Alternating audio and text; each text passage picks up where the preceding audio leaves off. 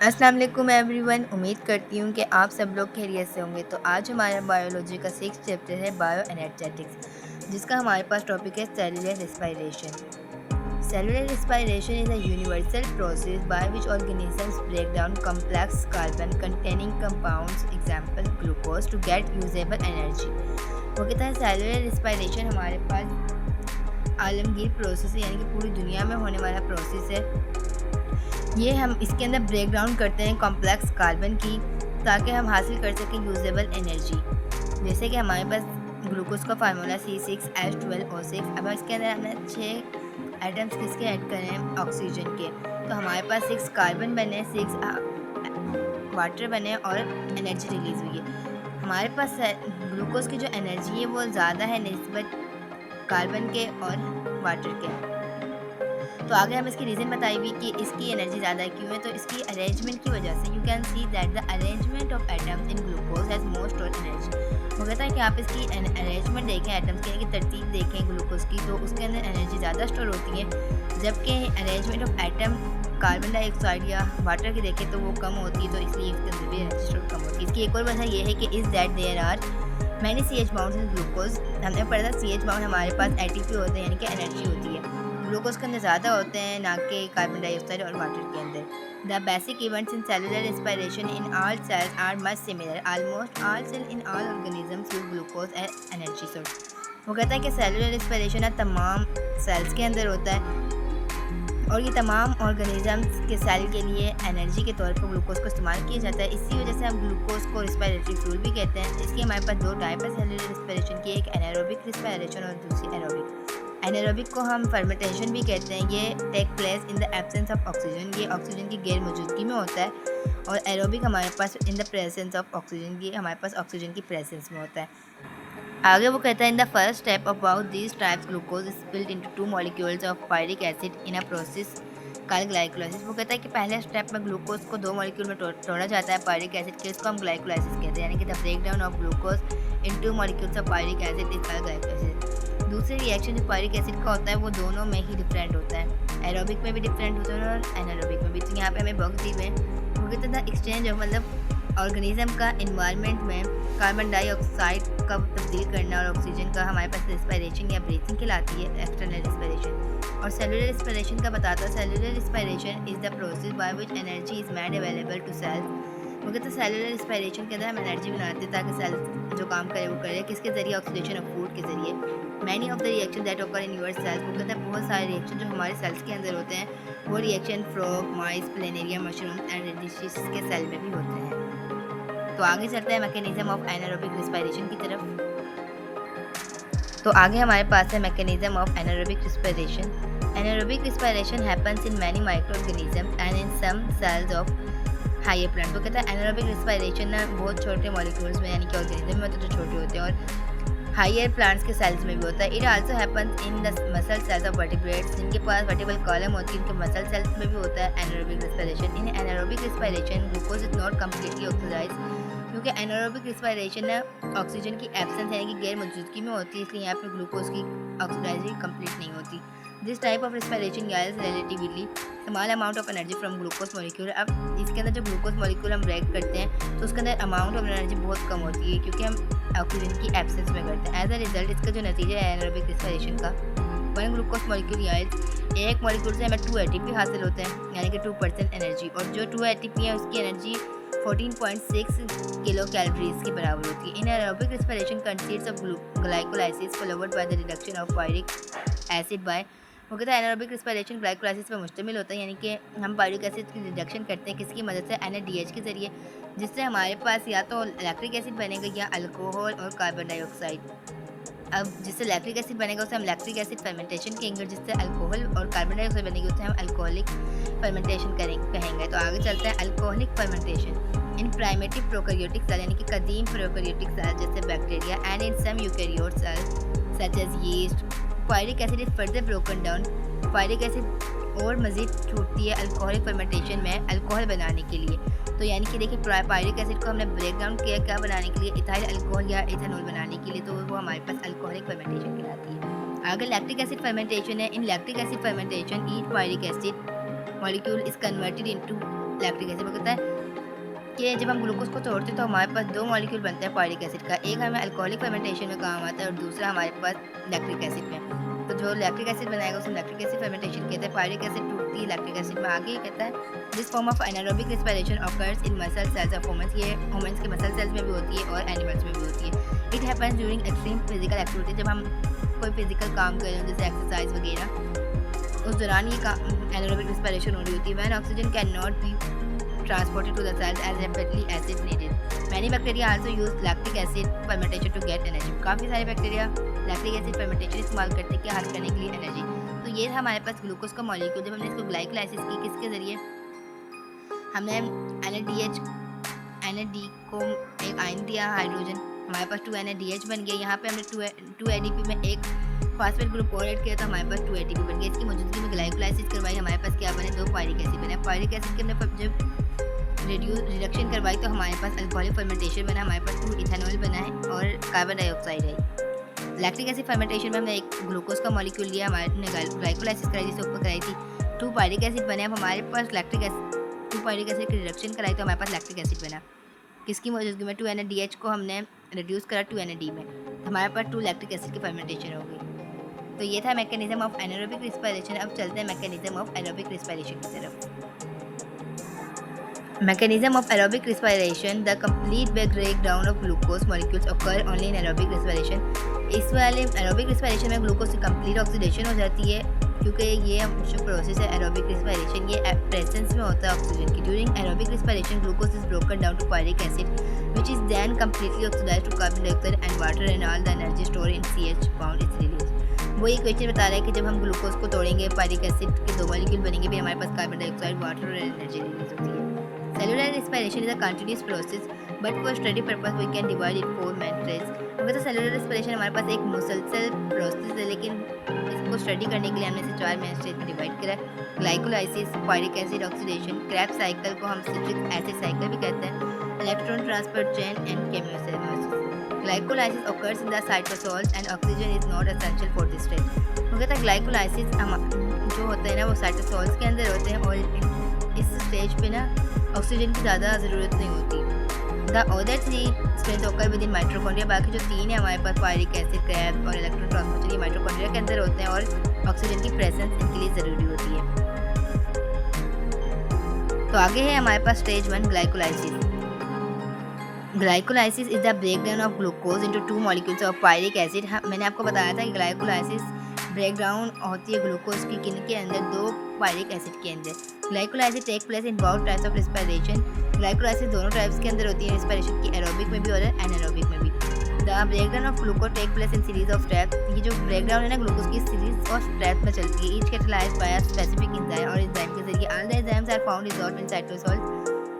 ये कहता है ये जो तमाम एंजाइम है ये कहाँ पाई जाती है, साइटोसोल्स के अंदर डिजॉल्व हुई हुई वहाँ पाई जाती है। In addition to the enzyme के अलावा ATP and coenzyme NAD, nicotinamide, adenine dinucleotide are also essential.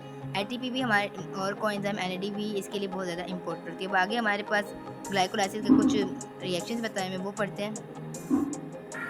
हमारे पास ग्लाइकोलाइसिस का पहला रिएक्शन है प्रीपेट्री फेज। वो कहता है it involve the expenditure of energy and the breakdown of glucose. ये क्या इन्वॉल्व करता है, एक्सपेंडिचर ऑफ एनर्जी यानी कि एनर्जी रिलीज और ग्लूकोज की ब्रेकडाउन। तो इसके कुछ स्टेप्स बताए मैं। पहला स्टेप है a phosphate group is transferred from ATP to glucose. वो कहता है एक फास्फेट ग्रुप ट्रांसफर किया जाता है कहाँ से, एटीपी से ग्लूकोज के पास। एज अ रिजल्ट का जो नतीजा निकलता है वो ये निकलता है कि ग्लूकोज चेंज हो जाता है ग्लूकोज 6 फास्फेट में। ग्लूकोज दूसरा स्टेप है हमारे पास, glucose 6 phosphate is converted into its isomers. वो कहता है हमारे पास जो एटीपी फास्फेट ग्रुप जो हमने एटीपी से ट्रांसफर किया था ग्लूकोज के पास, जिससे हमारे पास ग्लूकोज 6 फास्फेट बना है, अब वो आगे कन्वर्ट हो जाती है किसके अंदर, अपने आइसोमर्स के अंदर, फ्रुक्टोज 6 फास्फेट ग्रुप के अंदर। तीसरा स्टेप है another ATP molecule transfer a second. वो कहता है अब दूसरा एटीपी दोबारा दूसरा ग्रुप हमारे पास ट्रांसफर करता है किसको, फ्रैक्टस 6 फास्फेट को। अब हमारे पास फ्रैक्टस क्या बनता है, वो बनता है 1,6 बाई फास्फेट बन जाता है। चौथे स्टेप में कहता है fructose 1,6 by phosphate is highly reactive. अब हमारे पास जो फ्रैक्टोज है ना 1,6 बाई फास्फेट, ये बहुत ज़्यादा रिएक्टिव होती है और breaks into 2 molecules of 3 carbon intermediates. अब ये किसके अंदर ब्रेक हो जाती है, 3 मॉलिक्यूल्स ऑफ कार्बन के अंदर। पहला है ग्लाइसेरिल एल्डिहाइड 3 फास्फेट यानी कि जिसको हम G3P कहते हैं, और अगला है dihydroxy acetone phosphate DAP। These are interconverted and result in 2 molecules of G3P। ये अंदरूनी तौर पर चेंज हो जाती है और इसका क्या नतीजा निकलता है, 2 मॉलिक्यूल आते हैं हमारे पास G3P यानी कि ग्लाइसेरिल एल्डिहाइड 3 फास्फेट के। आगे हमारे पास दूसरा फेज है oxidative phase. It involve the removal of hydrogen. इसके अंदर हाइड्रोजन की रिमूवल होती है, कहाँ से, G3P से यानी कि ग्लेशियर एल्डिहाइड से, and packing of release energy, और जो एनर्जी होती है वो रिलीज हो रही होती है in the form of ATP। इसके भी कुछ हमारे पास स्टेप्स हैं, वो हमारे पास कहता है जो हमारे पास G3P यानी कि ग्लाइसेरिल एल्डिहाइड 3 फास्फेट ग्रुप है वो ऑक्सीडाइज हो जाता है किसके अंदर, एसिडिक फॉर्म के अंदर। इन this step 2 hydrogen atoms containing 2 high energy electron, वो कहता है 2 हाइड्रोजन जो इनके पास हाई एनर्जी इलेक्ट्रॉन्स होते हैं वो रिमूव कर दिए जाते हैं, कहाँ से, G3P से, एंड ट्रांसफर और आगे मुंतकिल कर दिए जाते हैं NAD आयन के पास। एट द सेम टाइम वो कहता है उसी वक्त के दौरान an inorganic phosphate group is also added to G3P। वो कहता है जिस टाइम हम हाइड्रोजन एटम को रिमूव करते हैं G3P से और ट्रांसफर कर देते हैं NAD को, तो उसी टाइम हम एक और फास्फेट ग्रुप ऐड कर देते हैं G3P में। इस रिजल्ट इसका जो नतीजा निकलता है वो ये निकलता है कि हमारे पास मॉलिक्यूल आता है 1,3 बाय फॉस्फोग्लाइरिक एसिड 1,3-BPGA बन जाता है। दूसरे स्टेप में कहता है फास्फेट ग्रुप इज ट्रांसफर। वो कहता है फास्फेट ग्रुप को ट्रांसफर कर दिया जाता है, कहाँ से, 1,3-BPGA से ADP को ट्रांसफर कर दिया जाता है। अब 1,3-BPGA यानी चेंज हो जाती है 3 फॉस्फोग्लाइरिक एसिड के अंदर 3PGA। A molecule of ATP is also form in this step, और स्टेप के अंदर हमारे पास ATP भी बनता है। अगले स्टेप में कहता है 3PGA is converted to 2 phosphoglyceric acid. वो कहता है 3PGA कन्वर्ट हो जाता है 2 फॉस्फोग्लाइरिक एसिड यानी कि 2PGA के अंदर। अब अगले में कहता है 2PGA डिहाइड्रेटेड, मतलब इसके अंदर वाटर की रिमूवल हो जाती है और क्या बनता है, फॉस्फेनिल पायरिक एसिड PEP। अब PEP give up its high energy phosphate to convert a second molecule of ADP to ATP। अब वो कहता है कि ये हाई एनर्जी होता है, ये फॉस्फेट को कन्वर्ट कर देता है सेकेंड मॉलिक्यूल ADP को ATP के अंदर। As a result PEP is change into pyruvic acid. इसका नतीजा ये निकलता है कि हमारे पास जो फॉस्फोपेनिल पायरिक एसिड है, ये वाला एसिड, ये किसके अंदर चेंज हो जाता है, पायरिक एसिड के अंदर चेंज हो जाता है। आगे है हमारे पास स्टेज 2 एरोबिक रिस्पायरेशन का पायरिक acid oxidation. Pyric acid does not directly participate in Krebs cycle. It has to go through the following chain before entering the Krebs cycle. वो कहता है पायरिक एसिड ना डायरेक्टली पार्टिसिपेट नहीं करता Krebs cycle के अंदर, बल्कि वो कुछ फॉलोइंग यानी चैन तब्दीलियाँ ना करता है ताकि वो Krebs साइकिल के अंदर आ जाए उससे पहले। यहाँ पे बॉक्स दिया हुआ है हमारे पास, glucose enter cells from the tissue pollute by passive transport using a specific glucose carrier. This carrier can be control gated by hormone such as insulin. वो कहता है हमारे पास जो ग्लूकोज होता है वो सेल्स के अंदर टिश्यू फेल्यूट के ज़रिए आता है और पैसिव ट्रांसपोर्ट के ज़रिए, और एक खास किस्म की वो ग्लूकोज कैरियर इस्तेमाल करते हैं। अभी जो कैरियर है ये कंट्रोल करता है गेटेड हार्मोन, जो जैसे कि हमारे पास इंसुलिन है। अब आगे है pyruvic acid can also be turn back into glucose. अब हमने क्या कहा था, ग्लाइकोलाइसिस के अंदर ग्लूकोज टूटता है पायरिक एसिड बनाने के लिए, जबकि हम यहाँ पर कह रहे हैं कि पायरिक एसिड दोबारा रिवर्स प्रोसेस करता है जिससे वो ग्लूकोज बनाता है रिवर्सिंग ग्लाइकोलाइसिस के ज़रिए। तो ये वाला प्रोसेस हमारे पास कहलाता है ग्लूकोनियोजेनेसिस। तो यानी कि पहले हमने ग्लाइकोलाइसिस में क्या किया था, ग्लूकोज से तोड़ के पायरिक एसिड बनाया था, पायरिक एसिड से दोबारा ग्लूकोज बना रहे हैं। इसका हमारे पास पहला स्टेप है, molecule of carbon dioxide is remove from pyruvic acid. हमने इस स्टेप में करना क्या है, इसमें हमने ये करना है कि हमने कार्बन डाइऑक्साइड का एक मॉलिक्यूल रिमूव कर देना है पायरिक एसिड से। तो इसके अंदर जो तब्दीली आएगी वो ये आएगी कि हमारे पास एसिटाल्डिहाइड हो जाएगा। Acetaldehyde is oxidize. अब हम एसिटाल्डिहाइड को दूसरे स्टेप में ऑक्सीडाइज कर रहे हैं, यानी कि हाइड्रोजन रिमूव कर रहे हैं टू मेक एसिटाइल ग्रुप। से क्या बनाने के लिए, एसिटाइल ग्रुप बनाने के लिए। A molecule of NAD is reduced to NADH। Acetyl group combines with coenzyme. अब एसिटाइल ग्रुप जो हमने सेकंड स्टेप में बनाया था वो किसके साथ कंबाइन हो रहा है, कोएंजाइम के साथ, टू फॉर्म क्या बनाने के लिए, एसिटाइल को A बनाने के लिए। तो यहाँ पे आप देखिए ये पायरिक एसिड है, पायरिक एसिड में हमने कार्बन डाइऑक्साइड रिमूव करा है, तो हमारे पास एसिटाल्डिहाइड बना है।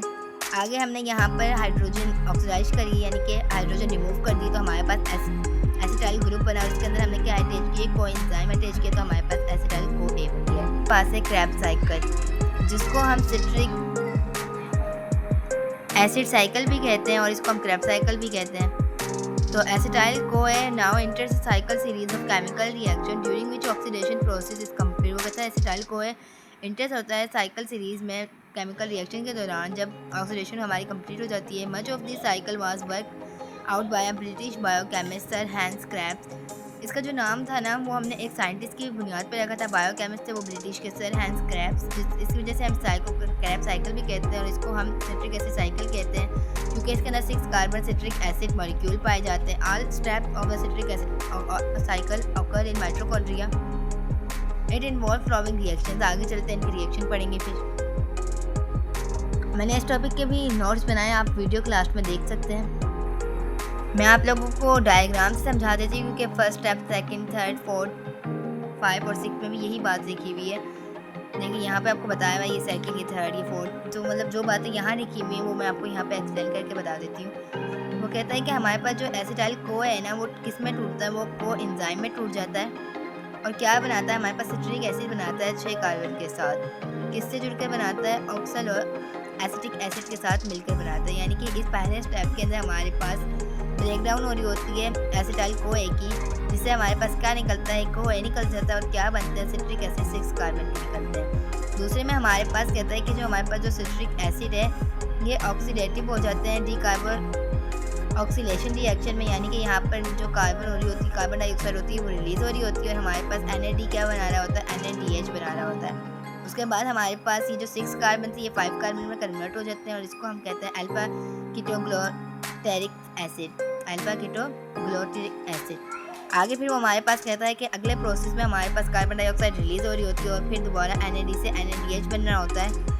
उसके बाद वो कहता है जब हम सुसेनाइल कोया बनाने जाते हैं तो हमारे पास को एंजाइम 4 कार्बन बनाते हैं, यानी कि 5 कार्बन थे 4 कार्बन की तरफ आते हैं। जब हम इसे सुसाइन एसिड बनाते हैं यानी कि इसमें से हमने क्या निकाला? कोए निकाल दिया और ATP प्लस उसमें एक और फास्फोर ग्रुप ऐड करके ATP एनर्जी बना दी। उसके बाद 5 स्टेप पे हमारे पास वो कहता है कि जो हमारे पास सुसाइन एसिड बना था 4 कार्बन के साथ, वो आगे क्या बनाता है हमारे पास वो बनाता है फॉर्मिक एसिड 4 कार्बन के साथ। यहाँ पे हमारे पास FAD में हम रिडक्शन कर देते हैं, FADH2 हो जाता है। उसके बाद आगे हमारे पास प्रोसेस में H2 हमारे पास रिलीज हो रहा होता है, जो हमारे पास क्या बनता है? मैलिक एसिड बनता है 4 कार्बन के साथ। आगे मैलिक एसिड हमारे पास दोबारा ऑक्सल और एसिटिक एसिड बनाता है ताकि हमारा जो क्रैप साइकिल है वो दोबारा ही अपना काम करता रहे, चलता रहे। तो ये फिर ही बाउंड हो जाता है ऑक्सल और एसिटिक के साथ ताकि क्या बना सके? दोबारा एसिटाइल को एंजाइम बना सके और एसिटाइल को एंजाइम दोबारा ब्रेक डाउन हो सके। तो इन प्रोसेस में भी आपको यही बात बताई गई है। अगर फिर भी कुछ समझ में ना आया हो तो आप लोग मुझसे पूछ सकते हैं। तो अब चलते हैं अपने 4th स्टेज की तरफ, इलेक्ट्रॉन ट्रांसपोर्ट चेन एंड केमियोस्मैसिस की तरफ। अब आगे हमारे पास है इलेक्ट्रॉन ट्रांसपोर्ट चेन एंड केमियोस्मैसिस। वो कहता है इलेक्ट्रॉन ट्रांसपोर्ट चेन में इलेक्ट्रॉन ट्रांसपोर्ट होता है कहाँ से? रेड्यूस को एंजाइम से, यानी कि वो एंजाइम जिसको हमने रेड्यूस किया हो, जैसे कि NADH and FADH2 to a series of electron carriers and finally to oxygen. After getting the electrons the oxygen attach with hydrogen and वो कहता है इलेक्ट्रॉन लेने के बाद ऑक्सीजन किसके साथ अटैच हो जाता है? हाइड्रोजन आयंस के साथ। क्या बनाता है? वाटर बना देता है। The transfer of electron to the series of carriers of electron transport chain. Electron का ट्रांसफर होना series of carriers of electron transport chain के जरिए किसका नतीजा निकलता है? ऑक्सीडेशन एंड रिडक्शन रिएक्शन का निकलता है। Carrier is oxidize. कैरियर कब ऑक्सीडाइज होता है? जब हमारे पास इलेक्ट्रॉन लूज हो रहा होता है। और ब्लैक कैरियर इज रेड्यूस। और रेड्यूस कब होता है? जब हमारे पास इलेक्ट्रॉन हासिल हो रहा होता है, यानी कि गेट्स या गेन हो रहा होता है। Electron lose energy during this carrier to carrier transport. वो कहता है इलेक्ट्रॉन को दूसरी जगह से दूसरी जगह पहुंचाने में एनर्जी क्या होती है? लूज होती है। अब केमियोस्मैसिस इज अ मैकेनिज्म, यानी कि केमियोस्मैसिस हमारे पास एक ऐसा रिएक्शन है इन विच जहाँ पर membranes are used to couple, जहाँ पे मेम्ब्रेन क्या यूज़ करते हैं? रिडॉक्स रिएक्शन यूज़ करते हैं क्या बनाने के लिए? सिंथेसाइज ऑफ ATP बनाने के लिए। आगे हमारे पास है pathway of electron. The electron transport chain of respiration is boiled in the inner membrane of the mitochondria. वो कहता है इलेक्ट्रॉन ट्रांसपोर्ट चेन रेस्पिरेशन कहाँ बनी हुई होती है? माइटोकॉन्ड्रिया के अंदर बनी हुई होती है। At the start of electron transport chain, electron transport chain के शुरू होने से NADH भी is oxidized and the release electrons are taken up by coenzyme। वो कहता है कि NADH हम ऑक्सीडाइज करवा देते हैं और जिसमें से जो इलेक्ट्रॉन रिलीज होते हैं वो कौन ले लेता है? कोएंजाइम Q ले लेता है। इफ FADH2 is also 2, जब हम FADH2 को ऑक्सीडाइज करते हैं तो इसके जो इलेक्ट्रॉन होते हैं वो कोएंजाइम Q के पास चले जाते हैं। The reduce coenzyme Q transports electron to cytochrome. वो कहता है वो जो उसने इलेक्ट्रॉन हासिल किए थे कोएंजाइम Q ने, वो किसको ट्रांसफर कर देता है? साइटोक्रोम B को, विच इन टर्न ट्रांसपोर्ट जो आगे ट्रांसफर करता है साइटोक्रोम C को। साइटोक्रोम आगे ट्रांसफर करता है साइटोक्रोम A के पास। Complex of 2 cytochromes। This complex transports electron to an atom of oxygen that is present at the bottom end of the chain। मैंने हमारे पास स्टार्ट में उसने क्या कहा था कि इलेक्ट्रॉन ट्रांसपोर्ट चेन NADH को ऑक्सीडाइज करता है जिससे इलेक्ट्रॉन निकलता है। कौन हासिल करता है? Coenzyme Q। FADH2 को भी हम ऑक्सीडाइज करते हैं तो जो उससे इलेक्ट्रॉन निकलता है वो कौन देता है, कोएंजाइम Q। अब कोएंजाइम Q क्या करता है, वो इलेक्ट्रॉन किसी ट्रांसफर कर देता है साइटोक्रोम B को, साइटोक्रोम B साइटोक्रोम C को, साइटोक्रोम C साइटोक्रोम A को। ये डायग्राम है आसान। अब आगे हमारे पास है synthesis of ATP। As redox, मतलब रिडॉक्स का मतलब है रिडक्शन भी हो रही होगी और ऑक्सीडेशन भी हो रही होगी। The energy release from the electrons is used for the active transport of H ions from one side the matrix of mitochondria of the membrane to the other the intermembrane space. वो कहता है कि जो energy release होती है ना electron transport से, जो एक्टिव ट्रांसपोर्ट हासिल करता है, एक साइड उसका मैट्रिक माइटोकॉन्ड्रिया, दूसरी साइड पे इनर मेम्ब्रेन स्पेस होती है वो। In this way many hydrogen ions are deposit in the inner membrane space. वो कहता है इसके जरिए हमारे पास जो हाइड्रोजन आयन होते हैं वो डिपोज हो जाते हैं इनर मेम्ब्रेन स्पेस के अंदर। The resulting H ion gradient stores potential energy. हमारे पास जो हाइड्रोजन आयन होते हैं ना वो स्टोर करते हैं पोटेंशियल एनर्जी को। The hydrogen ion diffuse back along their concentration gradient from the inter membrane space to the matrix. आगे हमारे पास है on their way they pass through special protein known as ATP synthase. वो एक special protein को क्या करते हैं, पास करते हैं, जिसको हम ATP सिंथेसाइज भी कहते हैं। As the hydrogen ion move through this protein, जैसे ही हाइड्रोजन आयन इस प्रोटीन के पास से गुजरता है, their flow drive the synthesis of ATP। इसका जो फ्लो होता है वो ड्राइव कर देता है सिंथेसिस ऑफ ATP को। आगे कहता है oxidation of one molecule. Oxidation किसकी कह रहा है, एक मॉलिक्यूल की ऑक्सीडेशन करनी है NADH की in electron transfer chain produce 3 ATP। वो कहता है जब हम NADH के मॉलिक्यूल को ऑक्सीडाइज करते हैं ना इलेक्ट्रॉन ट्रांसफर चेन के अंदर, तो वो 3 ATP प्रोड्यूस करता है। वाइल ऑक्सीडेशन ऑफ वन, वो कहता है जब हम एक मॉलिक्यूल FADH2 को ऑक्सीडाइज करते हैं तो हमारे पास 2 ATP हासिल होता है। At the end the two hydrogen ions are taken by the oxygen. 2 hydrogen कौन ले लेता है, ऑक्सीजनेटर ले लेता है, जो which is also taken 2 electrons to form water.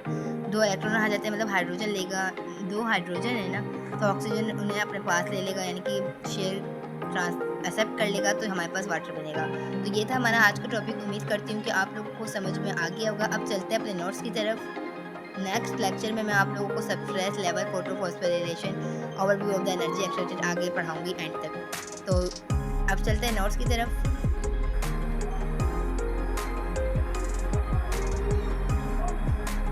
आप लोगों को जहाँ से भी कुछ समझ में ना आए आप लोग मुझसे पूछ सकते हैं कमेंट्स करके।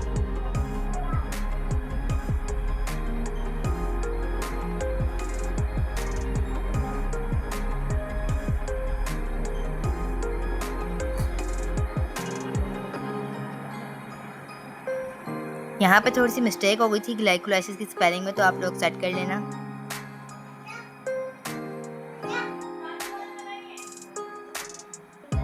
आगे हमारे पास ग्लाइकोलाइसिस स्टेज 1 है जो एरोबिक रिस्पायरेशन का है। फिर आगे हमारे पास ग्लाइकोलाइसिस के थोड़े से फेस बता रखे थे 2।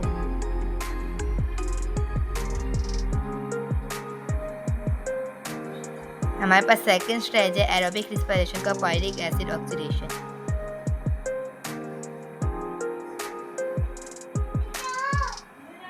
तीसरा है हमारे पास क्रैब साइकिल।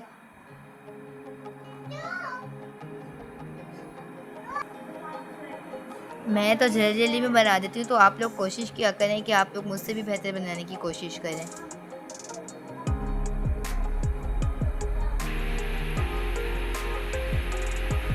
तो ये था हमारा क्रैब साइकिल। आगे चलते हैं इलेक्ट्रॉन ट्रांसपोर्ट चेन की तरफ। थोड़ा टाइम शॉर्ट था तो इसलिए मैंने कहा मैं आपको टॉपिक के नाम बता देती हूँ। अब ना डिफाइन इलेक्ट्रॉन ट्रांसपोर्ट चेन, आप लोग कहेंगे हमारी डिफाइन तो है ही नहीं, तो मैंने ये बनाई भी है। अगला टॉपिक आपने बनाना है electron lose energy, pathway of electron synthesis of ATP। मैं आपको बताती हूँ ये कहाँ से करना है, इलेक्ट्रॉन ट्रांसपोर्ट चेन। ये रही डिफाइन, आप लोगों ने डिफाइन करनी है।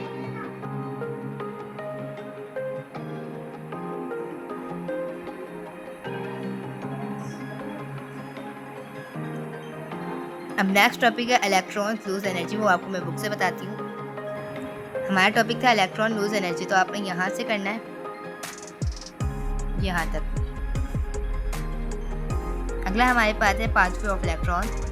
तो ये लिखा हुआ पाथवे ऑफ इलेक्ट्रॉन, यहाँ तक करने के बाद आपने इसकी डायग्राम बनानी है ताकि आपके चेकर पे या जो आप जिससे आप पढ़ते हैं उस पर अच्छा असर पड़े। उसके बाद है सिंथेसिस ऑफ ATP, ये भी आपकी बुक में है, ये रहा सिंथेसिस ऑफ ATP। तो ये था हमारा आज का टॉपिक। उम्मीद करती हूँ कि आप लोगों को समझ में आ गया होगा। अगर फिर भी कुछ रह जाए तो आप लोग मुझसे कमेंट करके पूछ सकते हैं। इंशाल्लाह फिर मिलेंगे नेक्स्ट टॉपिक के साथ। ओके, अल्लाह हाफिज़।